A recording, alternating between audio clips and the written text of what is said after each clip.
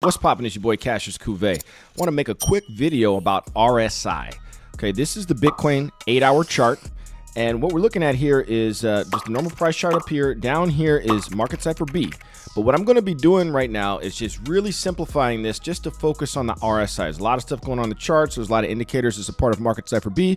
We're going to go over those in other videos. Right now, we're focusing on the RSI. Now, the RSI in Market Cipher B is this green line and this purple line, and they're calibrated basically to have like a different weighting average. So that's why they're not exactly aligned.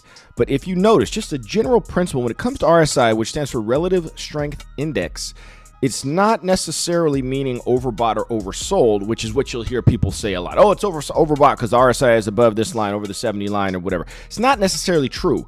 It's the Relative Strength Index, which is more like a momentum indicator. I know we have the momentum waves here on Market Cipher B, and I'm going to touch on that for a minute, but I want to focus on these RSIs because if you look at the price action of Bitcoin back here, this is November 17th, and you can see it's generally been going to the upside until recently that we broke this downtrend.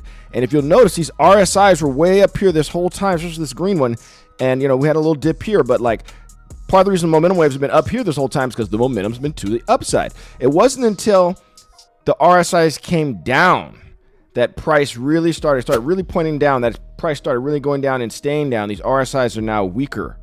And so that's one of the things that you can use as confluence with some of the other indicators on Market Cipher A and B. These are the momentum waves, the blue waves.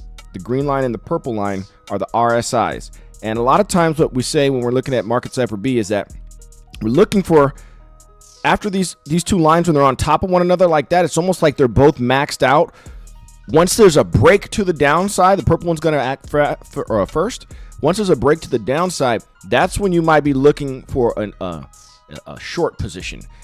This is something, again, that you use in confluence. I wouldn't trade only off the RSI, but I just want to kind of break a common misconception. You use the RSI to look for momentum, not for a reversal.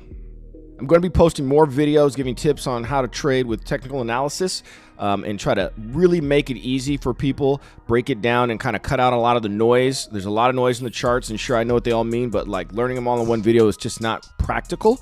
And you can kind of focus on one thing at a time, and then you start finding out what works best for you, what indicators you lean on the best. So subscribe to my YouTube channel, Cassius Cuvée. Like this video, share it, and we're going to come back with more information, especially all throughout 2025. See you then.